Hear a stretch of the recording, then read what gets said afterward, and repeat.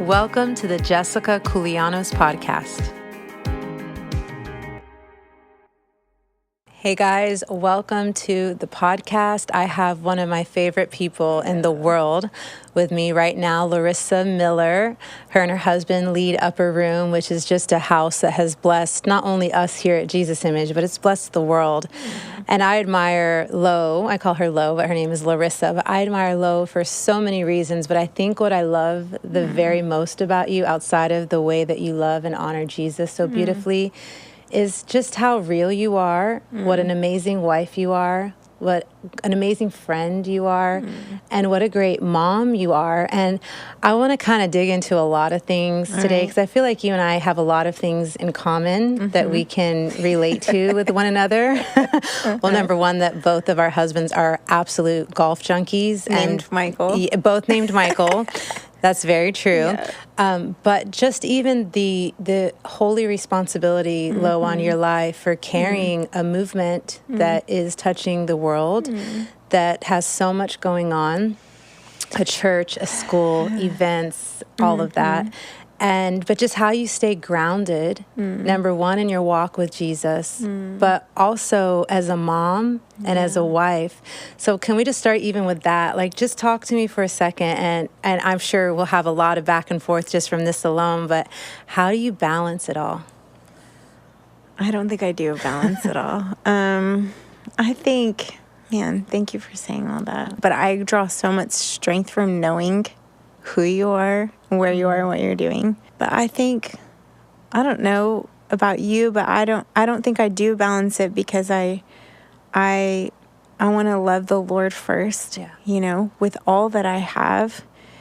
And then the other things are also my love unto him. Like being a wife and honoring Michael is unto the Lord, and loving my kids, that's probably how I stay grounded. It's like very sanctifying. The kids will do it for you, right? I think that I'm like holy and wonderful until, you know, somebody lets the dog in and there's mud all over the floor that I just mopped twice.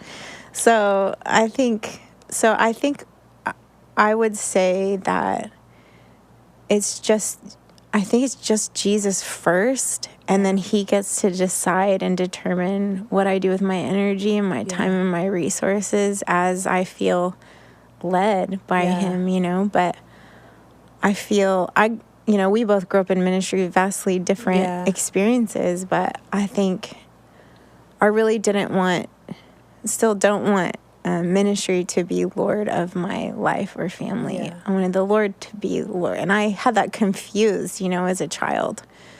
But I didn't understand the difference. But the older I've gotten, the more I've known him, like, there's a difference. Yeah. The Lord isn't ministry, even though he is in ministry. It's all unto him, but it's not one and the same. That's so true. I love that you hit on that, because that was something that I wanted to talk about, and it's something that I talk about often with my own children and just, you know, people here at Jesus Image, just to balance it. Yes, God is first. Yeah. And this is my belief system, and I have grown up in it my whole life, but then it's your family. Yeah. And then your calling. Yeah. And I know sometimes we do have to, forsake everything and follow and obey Jesus. I know there is a balance, and I know that confuses a lot of people a lot of the times, and we're not going to be able to unpack all that right now. But I've always learned, if your family is out of order, it will ultimately affect your ministry. Yeah. So we really do owe it to our children and to our spouse to have our homes in order. Yeah. And that doesn't mean perfect, because no one's going to have that perfect balance. But just to be able to actually give of ourselves to our children and our spouse so that they can be whole. Because I always say to my Michael, I would hate to get to heaven one day and meet people that were influenced through Jesus Image, or God touched their lives, or maybe they got saved by coming to the church or at an event, and then my own children don't know God, or my marriage was out of balance, or I'm like, that would feel to me like a great failure. So like, I know your kids are a lot younger than my children are, but just practically, how do you balance that with your children? How do you even explain the ups and lows of ministry life? How do you teach them at this young age that your children are? And then I can share about my kids' age, because they're I think my oldest is 18 and your oldest is how right now? 12. And your youngest is 6 and my youngest is 12. Yeah. So different age groups for sure, but nonetheless, you have to start, I believe, at as early as you can to really give them just a good, solid foundation. So what does that look like on a day-to-day life in your household? Yeah, I think that's a really good question. I think somebody told me this. I don't remember who. I'd give them credit, but that to really let our children see your true devotion to Jesus in your home, in your life, that if it's real to you, if it's not just something you do publicly, but if it's real to you in your, your secret place time, in your time worshiping, the only time you worship isn't when you're at church. Yeah.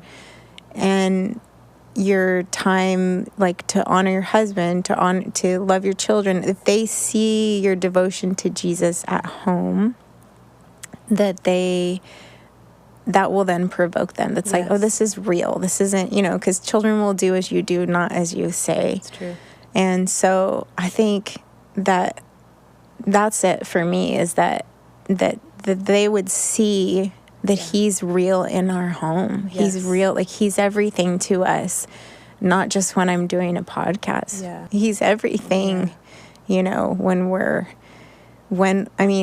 just thinking of times when, as pastors, like, I get a front row seat to like tragedy and trauma when it happens in someone's life. And I'm thinking about times they've seen, us on the floor weeping in prayer for someone, or that it's not, it's not some activity. It is our life. It's your life. Yeah. And so that's part of our call, but we're not extra spiritual because we're in ministry, like, just been what he's called us to, Did you have to explain to your kids the calling, the cost, or you haven't yet? Maybe they're too little to understand, or? That's a good question. Maybe I try to frame it like, this is anyone who's a believer. It's true. I try to frame. That's what I try to frame it as to them. That, like, this isn't because we're trying to appear a certain way.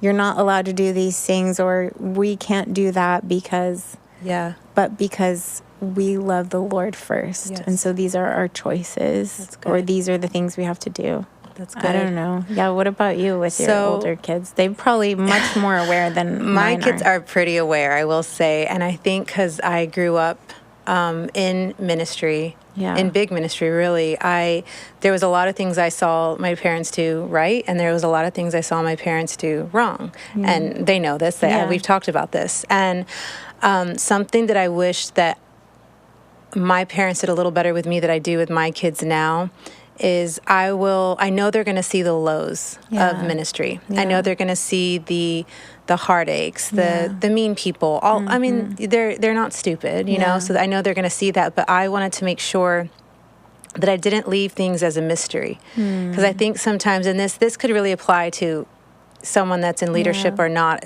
but I think in general, kids feel unsettled when they don't know that there's hope on the other side. So when my kids, when we're going through just life, just stuff, even having to bury someone we love and, you know, all the ups and downs of life, I'll sit with them and go, okay, so this did happen, but this is what we're going to do, and this is what the Bible says. Or even just to be real practical and raw, even if someone just leaves the church. And the kids will be like, hey, where's so-and-so? I don't see them anymore. And it is painful for children. Like, they do. Confusing. It's confusing. As it is for me. For all of us. Especially when there's no process in place and it's just a goodbye, and or if even that. So I learned with my kids, I'm like, let's sit and talk about it. How do you feel? I want to hear it. And then my kids are very honest and bold and don't hold back their words. And I'll say, okay, so number one, let's always have love in our heart for everyone. And let's talk about why these things happen and what the Lord expects from us. Yeah. Just so that it's not like this happened and then you just leave it blank. And then what their little minds do, even my children who are older, they'll try to make sense of it all. Yeah. And it doesn't. A lot of things happen in life that just don't make sense. Yeah. And so we've had a very open communication, and I've learned, and I was always, I think a big fear for me, Lo, was that my kids would not want to be in ministry the way I didn't want to be in ministry. Yeah, same. So I thought, look at you now. look at me now. But I just thought if we can have open communication and if I could allow them to express their feelings to me, I'm safe. Me and Michael are safe. We can sit at the table together and talk about all the highs and lows of, even, like you said, just serving Jesus. The persecution that comes through schoolmates or people that don't understand this devoted life. I feel like that has really helped our children, and something that Bill Johnson actually told me and Michael early on. We talked to him when our kids were younger. We just, how did you do it? How did you balance the ministry, family, all of that? And he said, my kids would obviously see, and I'm not quoting him exactly how he said, it was years ago, but basically my kids obviously would see the pain in ministry, but I made sure to bring them into the breakthroughs as well. So we said, don't be afraid if there's a breakthrough, if God does something that, just knocks your socks off, or something exciting happens, or you have a breakthrough in a region, or whatever it is. He's like, make sure that you bring them in and celebrate that. And we started doing all of it. So they don't just go ministry painful. That they can go, okay, it can be painful, but look at all the beauty too. So he's like, bring them into all of it so they can really have a healthy evaluation of what it looks like. And I think because parents, sometimes we only let them see the days that we're having rough days, that can cause pain in their little hearts. So that was probably some of the best advice about ministry and family that I ever got. I felt that personally, even when the Lord, I remember one time going through a really hard season in ministry. Praise God, I don't remember what it was right now. But I remember him saying to me, Lorisa, don't forget to eat the fruit. Like, enjoy what I'm doing in your midst. Sometimes we just can mull on all the hard, and we forget, like, oh my goodness, he's doing so beautiful things, so much to see. And the enemy just has us, like, squared in on the one. Isn't that human nature, though? Like, even how we view people.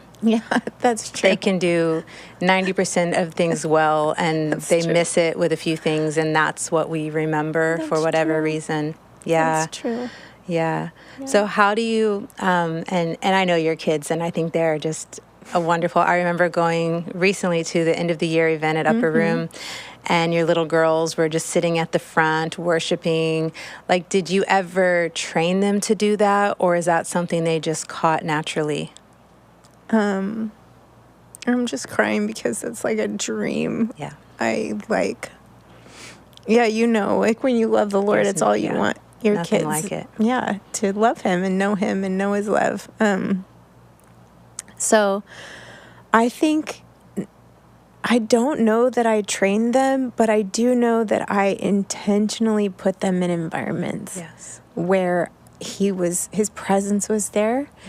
And then I think something that's happened without me really realizing it was happening in our community is that this whole generational, like, there are young adults in their 20s intentionally pouring into my Gen Alpha, Gen Zers. Like, they're hosting Bible studies, praying for them, like, of their own accord. We didn't even organize it. But for me, that the Lord sovereignly has been building this the generations pouring into one another.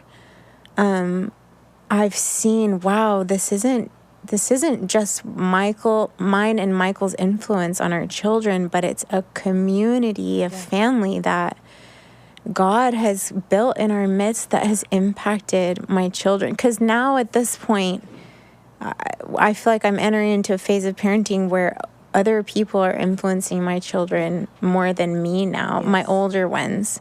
And I'm so thankful that it's people who love him so much. And I that's such a gift. It's such a gift. As you're talking, I am trying not to look at the person that's behind the camera right now because she really influenced, and the whole media team, who they're all right here, a lot of them.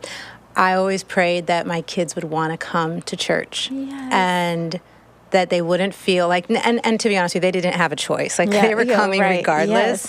But I always prayed that it'd be something that they would actually want to do and that they would find their people and that it wouldn't be forced. And like you said, sometimes kids can even step into their destinies with other people that have been impacted by your own life. And they're the ones that really come and champion your kids. With my oldest, Theo, he is on the media team now. And my son, Benny, just started last night. So cool. And it's so cool. And I noticed, like, he just got around this amazing media team that we have here that love Jesus so much.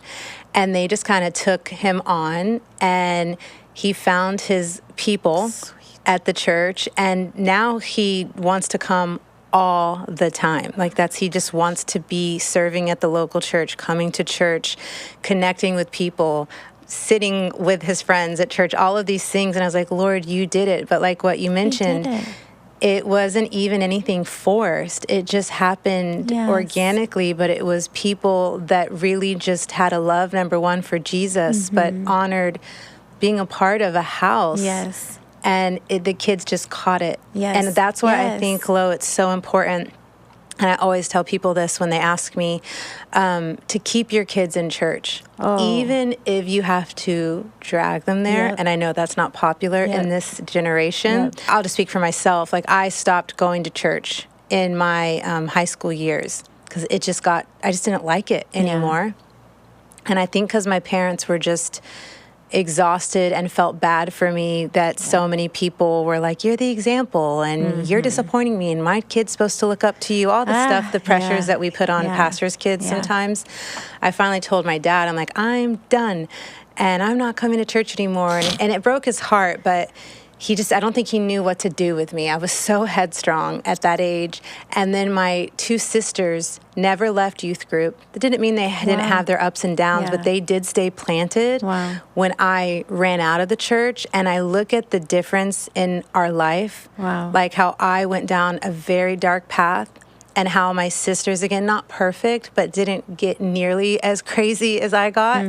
And the only thing that I can think is the difference is that my parents they didn't even want to leave church, but they stayed planted in church, and I did not. And what a difference that made. So I always say, keep your kids, like you said, in the presence of the Lord, and it will get on them. I do think that that's like they get a taste. They get a taste, and then they recognize it, later. I think something I love about you that you didn't fully say just now, but I think is worth you talking about is how I feel like you really have allowed your children to be themselves. Like, thank you. You're not forcing an identity on them, but you're kind of, I've just watched you. I feel like you're kind of like co-laboring with the Lord to discover who they are. And they seem very free to be themselves.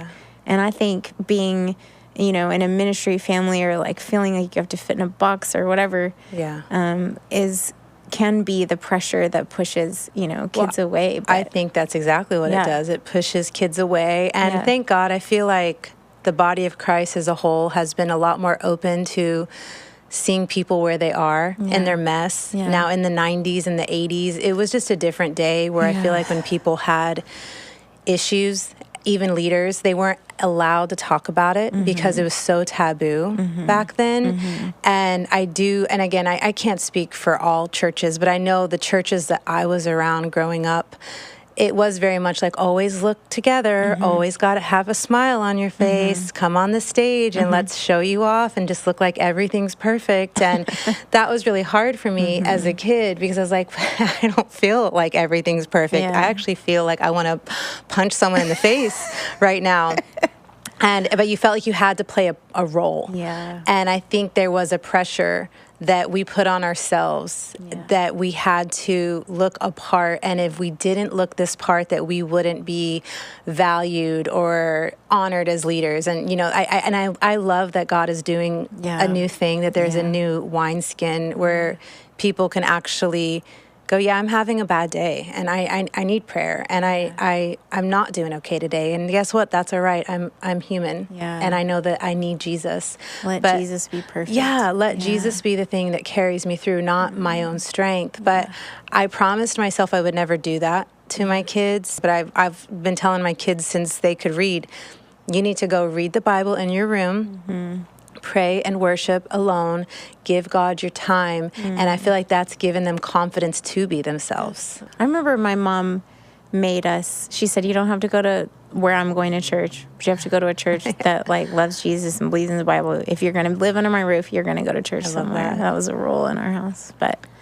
I love that. Yeah. I feel like I kind of miss those days, don't you? It's like, they're like Michael always says, this is not democracy in this home. No. Like we're gonna have rules. There are things we do, and we'll probably get into this in the next show because there's just so much more to unpack. But and I want to talk a little bit more about marriage and ministry in the next show that we're about to do. But even just practically, like with your kids, just making sure that they realize that work does not come before them. What are some practical things you do with them so they feel valued and seen? Yeah, I think that's always a work in progress. I think too, I think something that we've tried to do is like that we're doing this as a family, that we're like, we're doing this together. It's not like mom and dad go do this and you're a victim of it, but we do this together. Like, when it's like ministry time at church, when it's an altar call, like they're laying hands on people with me and praying for people. So this sense of like we're on a mission together. But I also think I don't feel this is just whatever, take it or leave it. But like I don't feel a yoke to be available to everybody at my church at all times. I feel a yoke to be available to my family. I love that you said that. And so I get teased and made fun of for how I don't respond to texts and calls. You aren't always the best at that, but I'm not either. So I get it. I'm like, well, I want to be present with them. Yeah. So when they're at school or whatever, I might be I love working with our ministry school or doing stuff at Upperroom, but when possible, when they're home, I want to be with them. I want to, and we prioritize a Sabbath every week. Michael and I both are home with them. They get mad because they're like, this is so boring, but we're together. We're home. We're resting together. We have Shabbat meals. We don't do it every week, but we do it often where we bless each other. We just slow down. And it's like, hey, the Lord is not. It's just, again, that same message. Like, he's here in our home. He's here in our midst. And they are accustomed to, like, receiving blessings and prayer from their parents and from their siblings and giving them, on a regular basis. I love that. So something we try to do, and I will say Michael's way better at this than I am, but I'm getting much better. We put the phones away and just try to just be full on with the kids, and that's also something that I've always felt. And I think people, especially in this economy, most parents both work, in these days, and I think kids are okay with knowing that their parents are busy. I think they get it, but I think what's hard for kids is when they're home, they're not really home. Yeah, and that's where there's the challenge. So I do my best. Michael does his best when we're with the kids to be present, to not bring ministry, work, all the things going on home with us. Something that we do, maybe it's because we're a little old school and I'm married to a Greek man, but we try to eat at the table as much as possible. Same. And I heard a study, I don't know if, I'm sure it still holds true, this was a few years ago, but if you eat together at the table with your kids and family, the chance of them doing drugs and going down a crooked path is so much more less because there is communication with one another. And I never forgot that study. And I thought, that seems so simple, but I'm like, it makes so much sense because it's when we it's when we feel disconnected from our parents that we start to go down this wayward path. Because I feel like, I knew for me, I just wanted attention, I think. So I just went nuts for a while as a kid. But I'm like, if I would have had more communication and connection at home, I think I would have not done those things. And so that's something that we really try to do. And I think that's been a place for our kids. Like, it's a safe place. The phones are in the kitchen. We come together. We sit. We look in each other's eyes. We talk. Again, do we do it every night? No. I wish we did.